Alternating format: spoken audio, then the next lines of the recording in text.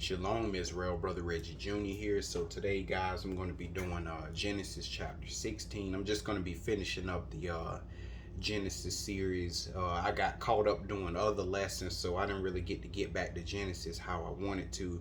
But now I'm back. But before I start this lesson, guys, I just want to say that I watched a great lesson yesterday by Israel's Teach with Brother Alicia, and it was called Deny the Flesh and Live Ye. That was such a good lesson, and that lesson for me, man, it was right on time. And basically in that lesson, he's basically talks about how we are constantly at war with this thing between our eyes. Okay, our mind, if we don't control our mind, brothers and sisters, our mind will take us places that we thought we would never go and that we'd never be. Because if you don't learn how to control this mind, your mind will literally use you. It'll have you doing stuff you're like, man, I never thought in a million years, man, that I would do such a thing. And so, that video, man, that was a very touching video, guys. I want to go real quick and just kind of add on to what Brother Alicia was talking about, because I watched the video last night, man. It was great. I loved it. So let's go ahead real quick before I start my lesson. Let's go to Galatians 5, and I'm going to read verse 17, because Paul was talking to these Israelites here in Galatia, and look what he says in verse 17. He says, "For the flesh lusteth against the spirit." Okay, flesh, spirit, all of that, this is all talking about your mind. We're talking about a battle of thoughts, all right? And it says, "And the spirit against the flesh," and it says, "And these are contrary the one to the other, so that ye cannot do the things that you would." So we have to understand, every day that you wake up, every second, minute, and hour of the day, we are constantly in a battle of thoughts, whether to do right or whether to do wrong. And that's why, guys, every day we must meditate on the word of God, so that we can keep our thoughts in check. Because humans, we're emotional creatures, but if we don't learn how to control those emotions can use us, and we'll be hurting people and think that we good. We think we're not even doing nothing. But those evil thoughts, man, I'm telling you, you have to get that under control. Because I perceive with all of us in the so-called truth, I perceive that a lot of us, we know scriptures, we know mysteries, but one thing we just cannot seem to get under control is this mind. I mean, most of us, we don't even know how to show love to one another. We constantly provoking one another. That's why we got all this fighting, this infighting among Israel. It don't make sense. Why? Because this is bad. And Paul said, hey, you can have all mysteries, all knowledge, gifts, all that kind of stuff. But he said, if you don't got love, and where does love proceed from? This. Because before you do something, everything starts up here. And Brother Alicia did a great job, man, from Israel's Teach, just kind of explaining that war that we have going on in our minds. So I'll post the link of his to that video in the description. But now that I'm through talking about that, I want to go ahead and start my lesson, guys, in Genesis chapter 16. Genesis chapter 16, and this has to do with Hagar and Ishmael. So let's go ahead and get right into this, guys. Genesis chapter 16, and I'm going to read verses 1 through 3, and it says, Now Sarai, Abram's wife, bare him no children, and she had an handmaid, an Egyptian, whose name was Hagar. So when you look up handmaid, basically it's just a slave girl. Okay, she had a slave girl named Hagar, an Egyptian. Now I want to show you real quick where Hagar came from, because remember, all of these servants and everything, they all belong to Abraham. But remember, Abraham didn't start out with nothing when he left the land of his father, Ur the Chaldees. So let's go ahead and go to Genesis chapter 12, and I'm going to read verses 15 and 16, so that way we can see where Hagar the Egyptian, where did she come from? This servant, all right, this slave girl. Genesis 12, 15 and 16, and it says, the princes also of Pharaoh saw her, okay? Saw Sarai, which was Abram's wife. It said the princes also of Pharaoh saw her and commended her before Pharaoh. So they were like, man, Pharaoh, this woman is very beautiful. Look at the way she carried herself. And yes, Sarai was modest, not like today, all right? And it says, and the woman was taken into Pharaoh's house. And remember, at the time, they didn't really know that Sarai was Abram's wife, because Abram told Sarai to say, hey, tell them that I'm your brother, because they will kill me for you, because I perceive that these are unrighteous men. So that's why they took Sarai, but that's not what we're here for. Verse 16, and it says, and he, meaning Pharaoh, and he entreated Abram well for her sake. Don't men do that for women? When a man is trying to please a woman, he tried to pacify her by taking care of her family or doing things that please her. And one of these things were taking care of her brother Abram. And it says he entreated Abram well for her sake.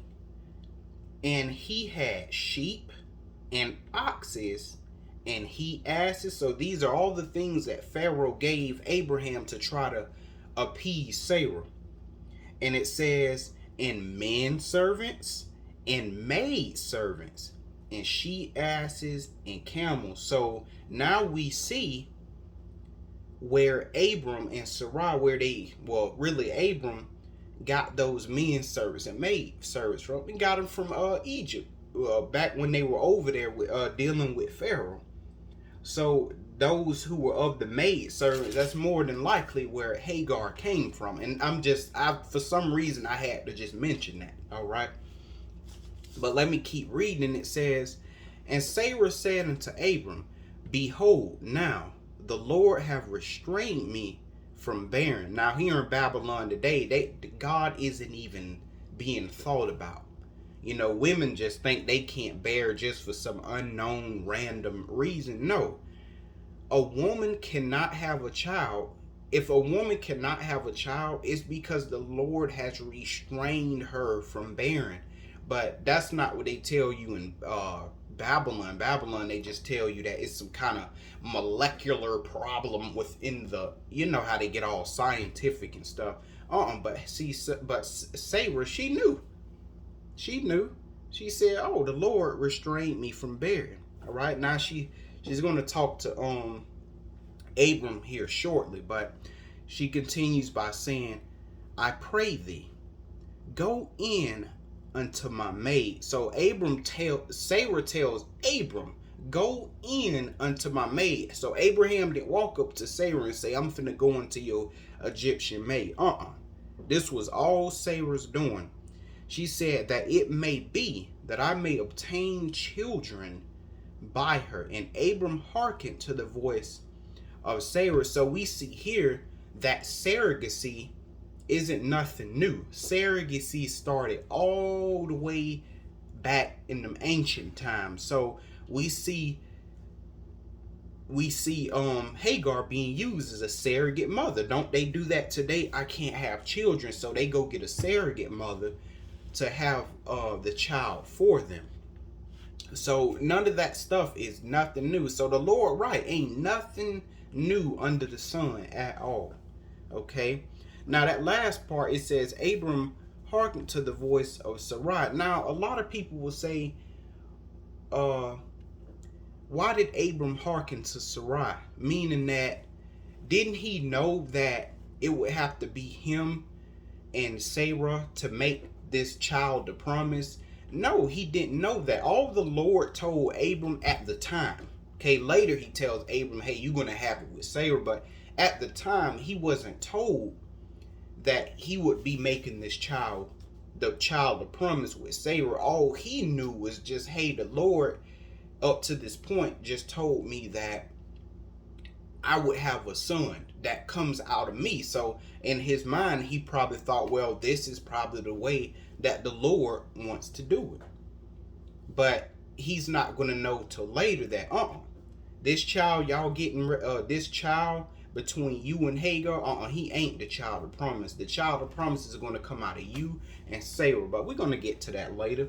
Verse 3, and it says, and Sarah, Abram's wife, took Hagar, her maid, the Egyptian, after Abraham had dwelt 10 years in the land of Canaan, and gave her to her husband Abram to be his wife. So Sarah, not Abram, brothers and sisters, Sarah grabbed Hagar and took her to Abram to make her Abram's wife. Okay, and then from there they had the child.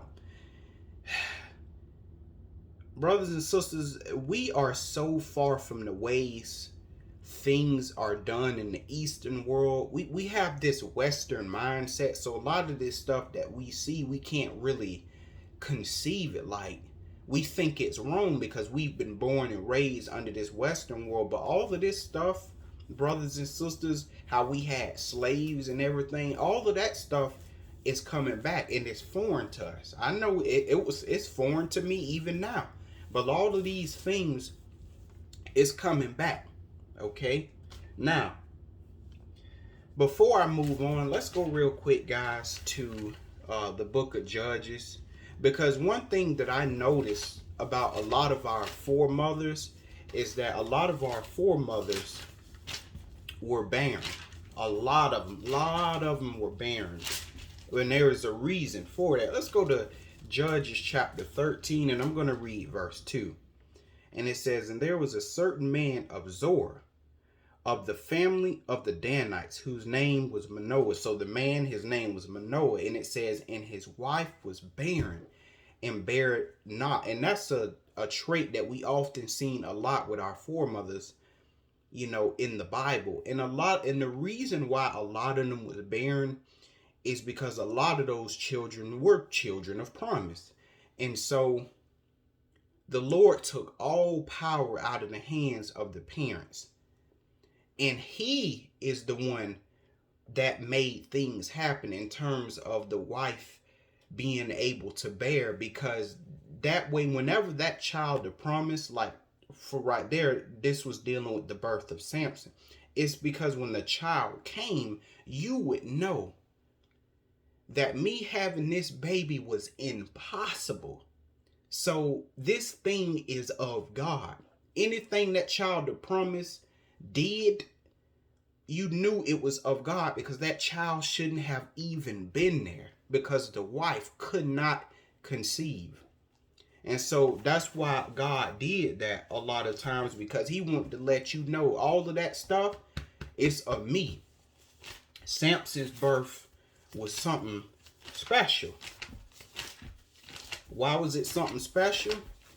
Because the wife could not conceive. His mother could not conceive. So him even being alive to even deliver the children of Israel, you knew that was of God.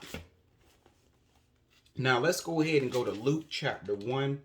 And I'm going to read verses 5 through 7. And it says, now this is dealing with the birth of John the Baptist. All right.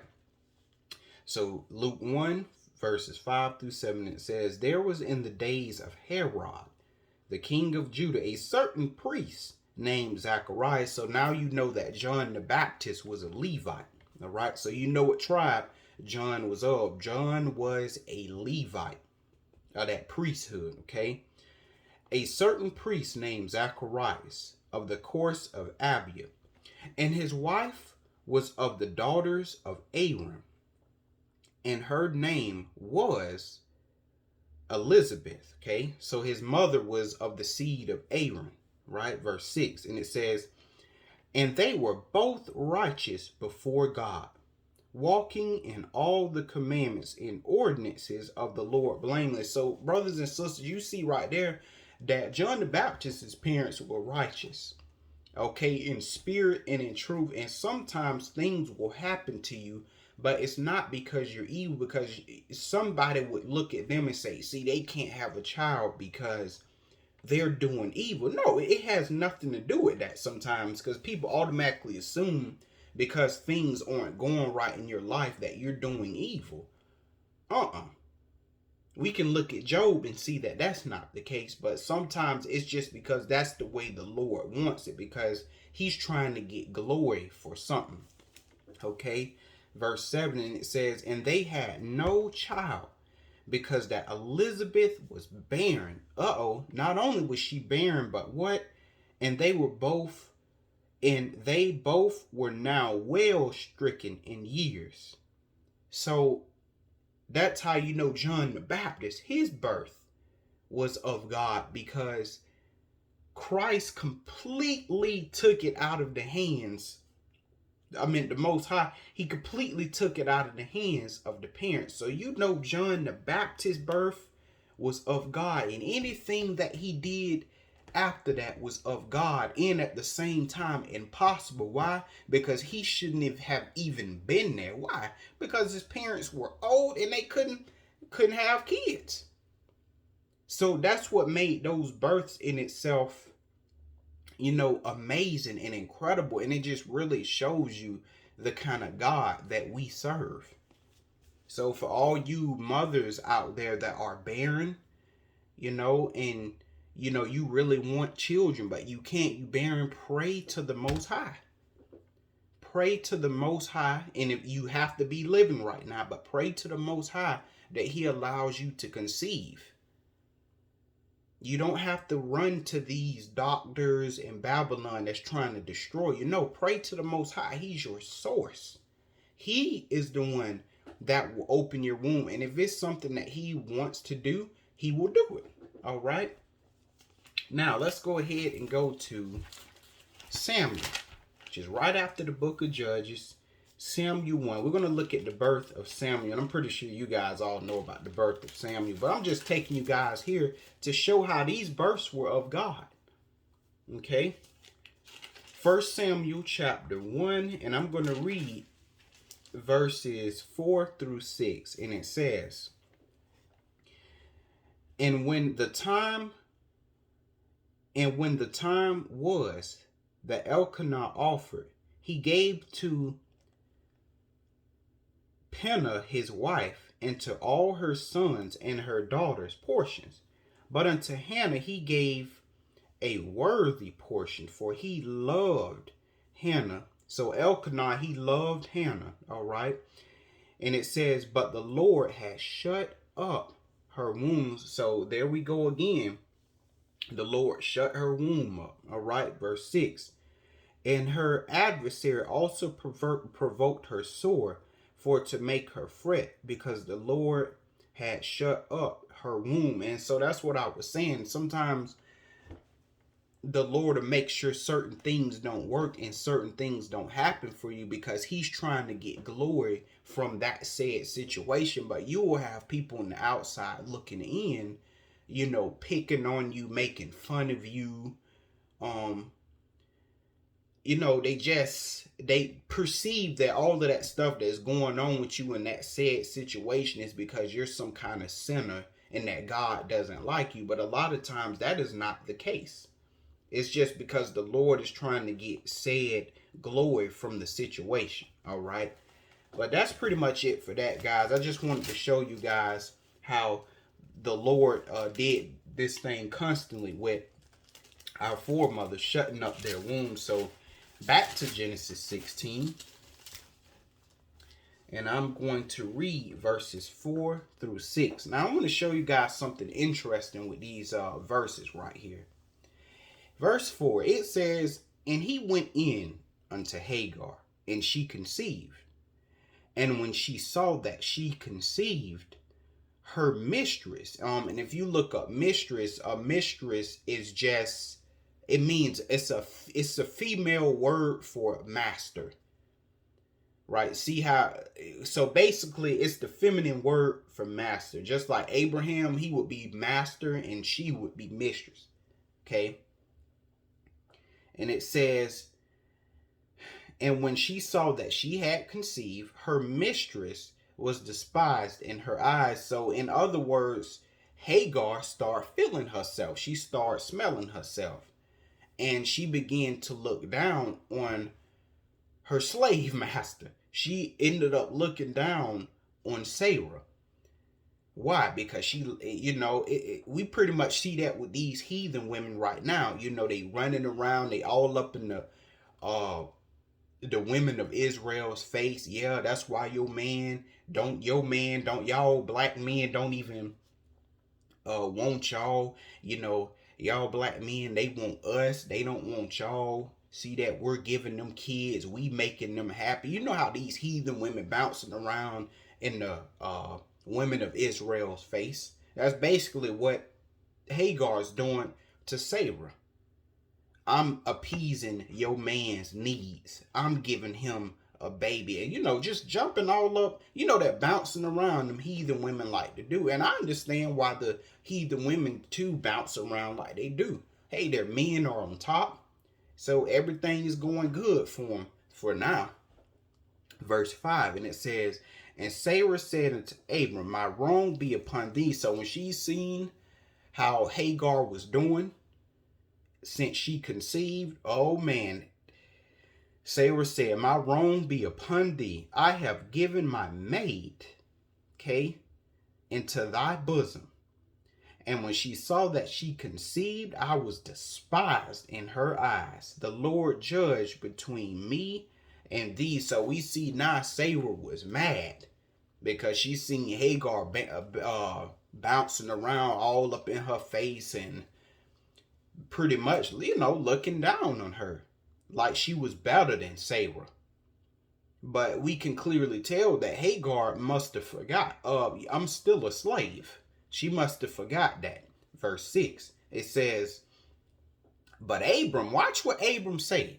Abram say something that slave masters used to say back when we were in slavery. So I'm not making nothing up. This is what slave masters used to say when we were in slavery.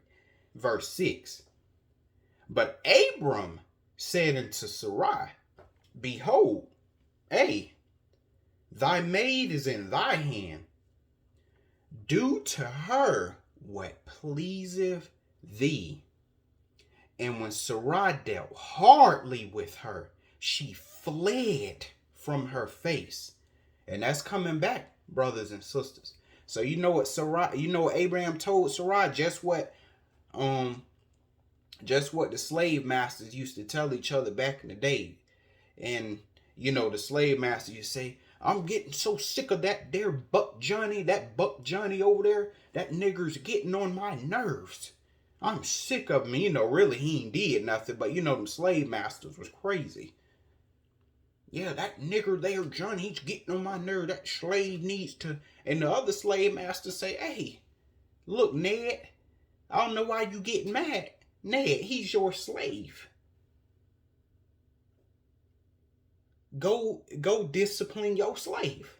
Do what you got to do to put that nigga Johnny in line. Well, that's the same thing Abram just told Sarah. Hey, you don't even got to be getting upset and mad like this. Go put her in line. Why? Because she's your slave. Put her in check. And guess what? Sarah dealt with Hagar with rigor. Why you think Hagar fled? Because she dealt with it with rigor, and actually that is lawful. What Sarah did to Hagar and Hagar fleeing, that was actually lawful. And let me show you how I know it's lawful. Because all of this is coming back, brothers and sisters. You may think this is mean and oh my goodness. No, we so hopped up on this Western way of life. All of this stuff, the old way, the Eastern way of doing things, all of that stuff is coming back, brothers and sisters. This isn't me. This is the book. Okay. So now, Leviticus chapter 25, and I'm going to read verses 42 through 46. And it says, "For they are my servants." This is talking about Israel right here, "which I brought forth out of the land of Egypt," because that's who the Lord brought out, his people. It says, "They," meaning the children of Israel, "shall not be sold as bondmen." So me as an Israelite, I can have another Israelite serving me, but I wasn't allowed to sell. I wasn't allowed to sell my brother. I wasn't allowed to sell my sister. If she worked under me, I couldn't sell her as if she was a bondman or as if he was a bondman. I couldn't do that. All he or she could do was work for me. All right, but I couldn't sell him or her. Well, we see that obviously the Egyptians, they don't abide by that. They didn't abide by that law because, as you see, Hagar ended up with Abraham. Okay, so they sold their own people off. But according to our law, we weren't able to do that. We were not allowed to do that. We weren't able to, in other words, we weren't allowed to sell them to another nation. We couldn't do that kind of stuff. All right, verse 43, it says, "Thou shalt not rule over him with rigor, but shalt fear thy God." So if I had an Israelite brother working over me, I couldn't deal with him hardly. That's what Sarai was doing, dealing with Hagar hardly, dealing with her with rigor. We couldn't do that. Not with our own brothers and sisters, we couldn't. And it makes sense because at the end of the day, that's still your brother. That's still your sister. Okay? Now, verse 44. It said, "Both thy bondmen and thy bondmaids, which thou shalt have, shall be of the heathen that are round about you." So, in terms of buying and selling slaves, we couldn't do that with our people, but we could do that of the heathen. That's what this verse 44 is talking about. When it comes to buying and selling slaves, the children of Israel could do that as long as it was of the heathen. But we could not practice that with our own brothers and sisters. That was outlawed in the eyes of God. But of course, Israel was disobedient. So, in the process of time, Israel did practice that. But according to the law, we weren't supposed to do that with our own brothers and sisters. So let me read 44 again. "But thy bondmen," let me just say it, "but thy slave men and thy slave women, which thou shalt have, shall be of the heathen that are round about. Of them shall you buy bondmen and bondmaids." So you could have slaves and sell them if they were of the heathen or the other nations. This is not opinion, but this is just fact. Verse 45, and it says, moreover of the children of the strangers, that do sojourn among you, of them shall you buy, and of their families that are with you, which they begat in your land, and they shall be your possessions. Okay, verse 46. "And ye shall take them as an inheritance for your children after you, to inherit them for a possession. They shall be your bondmen forever. But over your brethren, the children of Israel, you shall not rule over one another with rigor." So guess what? When Israel went to Egypt, remember that mixed multitude and all that stuff like that? Hey, guess what? You go back to the land, you coming back to be our slave. Okay, not opinion, just fact. But let's go ahead, brothers and sisters, let's go ahead and go back to Genesis chapter 16.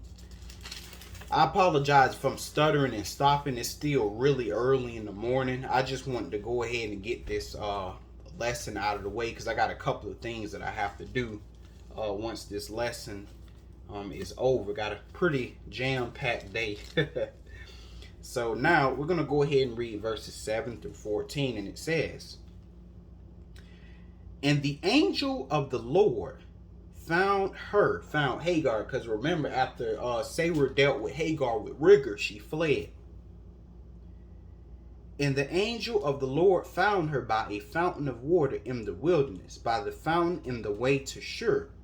And he said, Hagar, Sarai's maid, whence comest thou? And whither wilt thou go? And she said, I flee from the face of my mistress Sarah, or my master Sarah. In verse 9 it says, and the angel of the Lord said unto her, return to thy mistress and submit thyself under her hands. Now I'm gonna give y'all about 10 seconds to try to figure out how similar that was to our slavery whenever we ran away. So I'm gonna give you 10 seconds.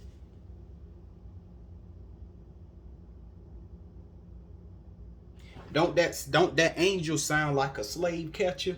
Ain't that's what happened with us when we would flee from our slave master? And what did them slave catchers do when they caught us? They caught us, and what they said, you gonna go back to your master, and you gonna go back to being his slave. That's pretty much what's going on right here. He said, no, go back to your master and submit yourself under her hand. That's the same thing the slave catchers would say. Go back to your master, boy. Go back under Mr. Ned and go back and be his slave and serve him. That's the same stuff. So this angel in the way too is like a slave catcher. Go right on back to Sarah. Yeah, but didn't Sarah just deal with her with rigor? No, it don't matter. You her slave, going right back under Sarah. Brothers and sisters, what I'm trying to tell you is all of this stuff is coming back. See, right now we in time out, we in captivity, but I'm telling you, this flip is going to script these heathen women and these heathen men you see bouncing around because God gave them the rod, gave them the power. All of that stuff is going to do a total 360. And we're going to have them for slave men and slave women, just how they had us for slave men and slave women. This is justice, brothers and sisters. You not mad. If you mad at me, hey, you mad at God, because I'm just telling you what his words say. And the truth is, a lot of us, we're afraid of the way that God really thinks. A lot of us have a bad habit of we see what God thinks and we say, no, God don't think like this. This is what he actually thinks. How you going to tell God what he thinks? All you got to do is read. He's telling you what he thinks. But let's go ahead and get back onto it. So the angel told Sarai, told Hagar, you need to go right back under your slave master and you need to submit yourself under her. Just like we were told when we were in slavery. All right, verse 9, and it says, and the angel of the Lord said unto her, return to thy mistress and submit thyself under her hands. And the angel of the Lord said unto her, so this is what he also said unto Hagar, I will multiply thy seed exceedingly, that it shall not be numbered for multitude. Okay. So he's making a promise to Hagar that he would multiply her seed exceedingly and that it wouldn't be numbered for a multitude. All right. Verse 11, it says, and the angel of the Lord said unto her, behold, thou art with child and shall bear a son and shall call his name Ishmael, because the Lord hath heard thy affliction. So Ishmael means the Lord hath heard thy affliction. So we see that this child Ishmael will become numerous, a massive multitude. Okay. Let's see what else about Ishmael and his descendants. Let's go to verse 12. It says, and he will be a wild man. His hand will be against every man, and every man's hand against him. And he shall dwell in the presence of all his brethren. And that he did. Verse 13. And she called the name of the Lord that spake unto her, Thou God seest me. For she said, Have I also here looked after him that seeth me? 14. Wherefore the well was called Beer Lahairoi. Behold, it is between Kadesh and Bered. Actually, I want to go to verse 12 where it talks about how Ishmael would dwell in the presence of all his brethren. And let's go ahead to Genesis 25. Let's see what that means. Genesis chapter 25. Genesis 25, and I'm going to read verses 17 and 18. And it says, And these are the years of the life of Ishmael, 137 years. And he gave up the ghost, and died, and was gathered unto his people. And they dwelt from Havilah unto Shur, that is before Egypt, as thou goest toward Assyria. And he what? And he died in the presence of all his brethren, just as was said. All right. So now let's go ahead and go back, guys. Let's finish up the rest of Genesis 16. So verse 15, it says, And Hagar bare Abram a son, and Abram called his son's name, which Hagar bare, Ishmael. And Abram was 86 years old when Hagar bare Ishmael to Abraham. So 86. So we see here too that Ishmael is not the seed of promise at all. Because if he was, the Lord would have surely told Abram. But he didn't. Why? Because the promised son would come through two Israelites, Abram and Sarah. But that's pretty much it for that chapter, brothers and sisters. That wasn't really long at all. It was just 16 verses. But that's also one of my favorite chapters because, you know, brothers and sisters, we're going back to this old way, this Eastern world way of doing things. We're going to go back to that. But we've been so westernized that it's very hard for us to understand about how to deal with servants, how to deal with slaves. It's very hard for us to do that, especially, to understand that, especially when we ourselves are slaves. But yeah, brothers and sisters, like I told you, go to Israel's Teach, the lesson called Deny the Flesh and Live Ye. I'm going to put it in the link of the description, like I said early in the video. It was a great lesson, man. I really loved that lesson. Brother Alicia did a great job. And that whole lesson was basically just talking about, like I said, how we are at war with this. We at war with the flesh. And when it say with the flesh, it's talking about this. You know, we're constantly at war trying to battle these evil thoughts that are in our mind. And in order to battle these evil thoughts, you must meditate on the word day and night. So when these evil thoughts pop up, you have a way to counter those evil thoughts. If you do not read the word of God, if you do not get this word of life in you, when those evil thoughts come up, you're not going to have any way of suppressing them thoughts. And you're going to eventually end up doing something stupid. Because you don't have no light in you. You got to get this light in you. Some of y'all, you spend too much time on Facebook.